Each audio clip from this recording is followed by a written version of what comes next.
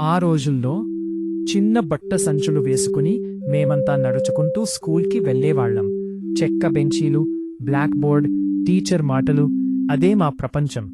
Pass అయ్యామా, fail అయ్యామా అని భయపడుతూ కూడా నవ్వుకునే రోజులు. నెమలి ఈక పుస్తకంలో పెడితే తెలివి పెరుగుతుందని నిజంగానే నమ్మేవాళ్లం.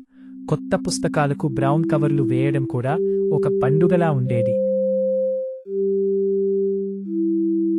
సెకండ్ హ్యాండ్ పుస్తకాల్లో కూడా కొత్త ఆనందం వెతికేవాళ్లం. ఒక సైకిల్ మీద ముగ్గురం, కాని ఆనందం మాత్రం అంతులేనిది. టీచర్ శిక్షలో కూడా ప్రేమ ఉండేది, గౌరవం ఉండేది.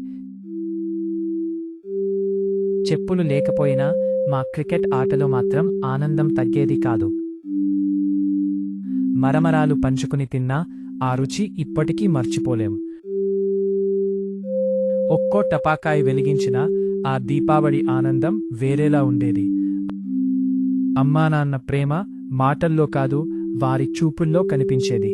ఇప్పుడెప్పుడో ఆ పాత సైకిల్ కనిపిస్తే చిన్ననాటి స్నేహితులు గుర్తొస్తారు. అదే నిజమైన బాల్యం. చిన్న చిన్న విషయాల్లో పెద్ద ఆనందమున్న రోజులు.